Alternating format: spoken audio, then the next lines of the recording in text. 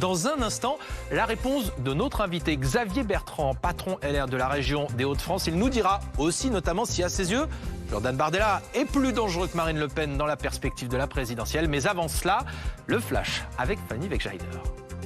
Bonjour Guillaume, bonjour à tous. Dans l'actualité aujourd'hui, la présence militaire américaine dans la région ne nous effraie pas. Nouvelle déclaration du chef de la diplomatie iranienne au lendemain de sa rencontre avec l'émissaire américain Steve Witkoff dans le Golfe Persique.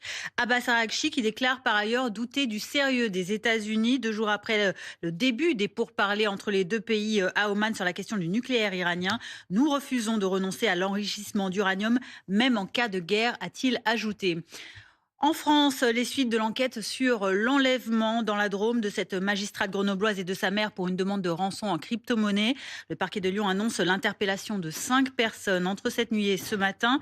4 hommes et une femme placés depuis en garde à vue pour enlèvement et séquestration en bande organisée selon une source judiciaire à BFM TV.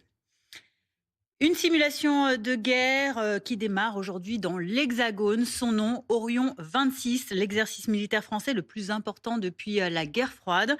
Armée de terre, de l'air, marine, cyberespace. Jusqu'en avril, 12 000 militaires vont s'entraîner à un faux conflit à haute intensité initié par un pays fictif nommé Mercure et qui cherche à étendre son influence et déstabiliser son pays voisin Arlande. Plusieurs sites vont accueillir cette préparation, Saint-Nazaire, Mont-de-Marsan ainsi que des porte-avions, des hélicoptères ou encore des avions.